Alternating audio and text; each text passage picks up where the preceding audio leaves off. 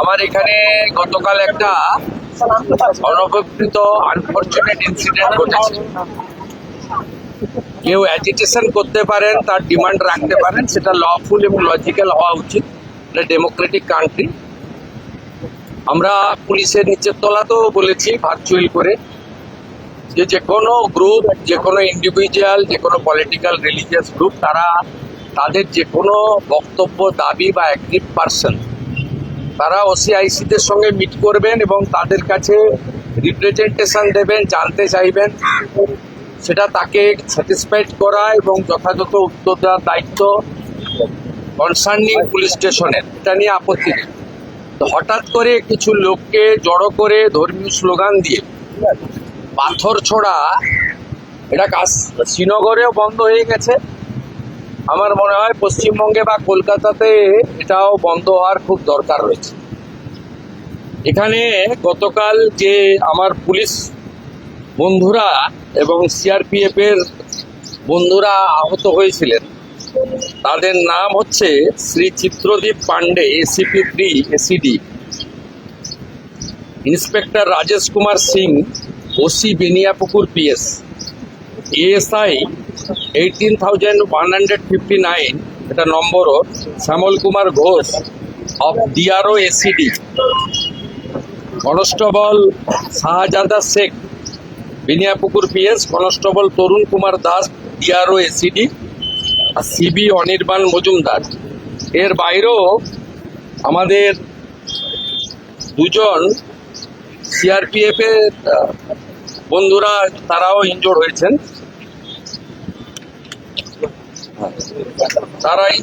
আমি মূলত এদের সঙ্গে দেখা করতে এসেছিলাম। ওদের শরীর স্বাস্থ্য কেমন আছে, ওদের ইনজুরি কেমন হয়েছে, আর আমাদের যে এন্টায়ার ফোর্স কালকে এত ভালো কাজ করেছেন, বড় ল অ্যান্ড অর্ডার ক্যাজুয়ালিটির হাত থেকে মানুষজনকে বাঁচিয়েছেন, তাদেরকেও আমি সাপোর্ট দিতে এসেছিলাম। বলেছিলাম গভর্নমেন্ট আপনাদের সঙ্গে আছে, আপনারা law enforcement authority under BNS এবং জনস্বার্থে আপনারা কাজ করবেন ভয়মুক্ত হয়ে। আপনাদের হোম মিনিস্টার তথা চিফ মিনিস্টার আপনাদের সাথে আছে, নগরপালের নেতৃত্বে এন্টায়ার ডিপার্টমেন্ট আপনাদের পাশে আছে। ওদের প্রাইমারি মেডিকেল ট্রিটমেন্ট হয়েছে, একজন দুজনের ইনজুরি ক্ষতও আছে, আমি দেখেছি নিজের চোখে। আমি শুধু আপিল করব, এই কাজগুলো করবেন না, এই কাজগুলো করবেন না, এই কাজগুলো থেকে বিরত থাকুন। যদি মনে করেন আগের সরকার আছে, আগের নিয়ম আছে, আগের মতো পুলিশকে ফোর্সকে হাত পা বেঁধে রেখে দেওয়া হবে, তাহলে কিন্তু ভুল করবেন।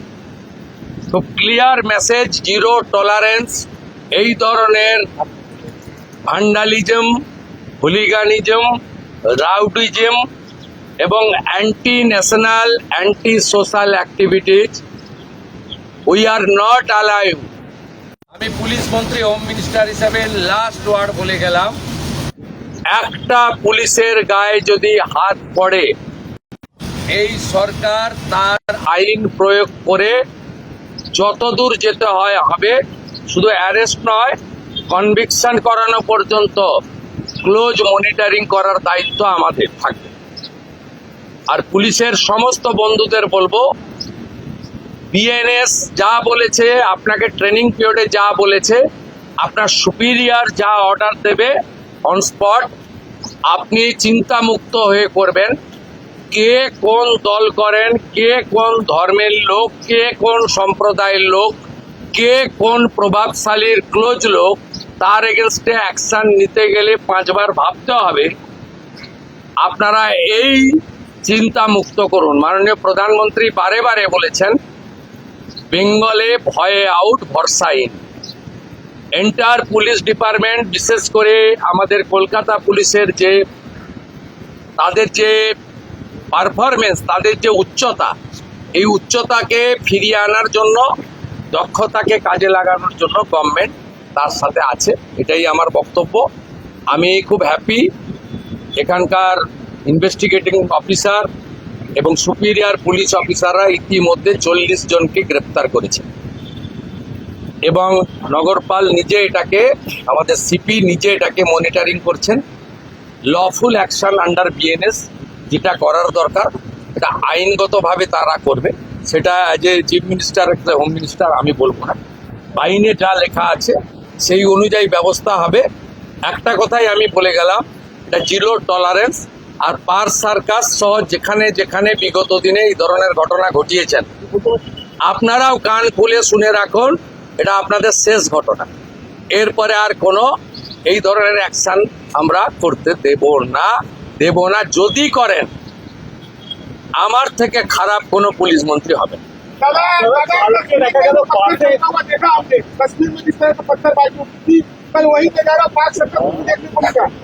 देखिए, कश्मीर में पहले खत्म हो गया, कश्मीर में बहुत पहले खत्म हो गया जब धारा 370-35A को एबोलिश किया भारत सरकार, तब से खत्म हो गया। कश्मीर में इस तरीके से इंसिडेंट नहीं होता।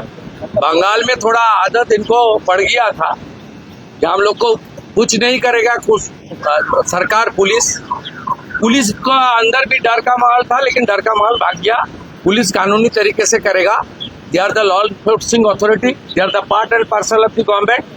पुलिस लोग इंजर्ड होगा और पुलिस मंत्री एसी रूम में बैठ के देखेगा, ये सब दिन होती। पास्ट इज पास्ट, छोड़ दीजिए। अभी गुंडागर्दी बंगाल में खत्म, जीरो टॉलरेंस। मैं ऑन स्पॉट आकर उनको साथ मुलाकात किया, नहीं बुला के बात किया। ये मैसेज जो उपद्रवी है उनको भी ये मैसेज चला जाना चाहिए कि ये सरकार अपने कार्रवाई करेगा। ये सरकार देखना है, सोचना है, मैं नहीं है। Yes, it's a planned incident because some person before incident they posted it through social media. Police is investigating. I have ever faith to Calcutta police. These officers are very competent officers. They are very skilled officers. They are highly educated officers. They are true patriotic people. The officer knows what to do or not to do. Earlier, police is non-functioning due to some political ill motive. Now they are free. They are working as per the law within the BNS. And the main principle of our constitution or the people of the people by the people. जनता के लिए जो काम करना चाहिए वो करेगा। Superior police officer जो आदेश करेगा, ये डिसिप्लिन ऑर्गेनाइजेशन ये करेगा।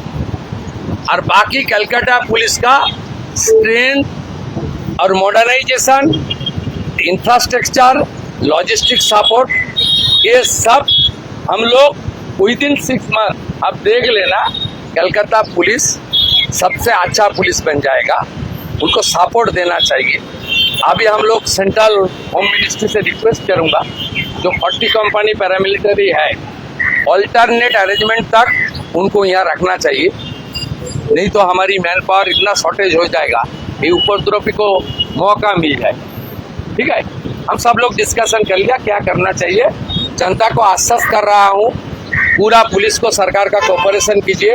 और कोई एग्रीवनेस है, कोई पुलिस के खिलाफ, कोई किसी का खिलाफ कोई शिकायत है, तुरंत आकर OCIC से मुलाकात कीजिए। OCIC का खिलाफ कुछ है तो DC का साथ मुलाकात कीजिए। DC का खिलाफ कुछ है तो लाल बाजार में जाकर कीजिए, नहीं तो मेल में भेज दीजिए। CP का खिलाफ कुछ है तो नवान्न में CMO भेज दीजिए। सब हम लोग देख लेगा, लेकिन हाथ में पत्थर उठाना, पत्थरबाजी करना और रिलीजियस नारा के साथ गुंडागर्दी करना, ये बंगाल में नहीं होगा।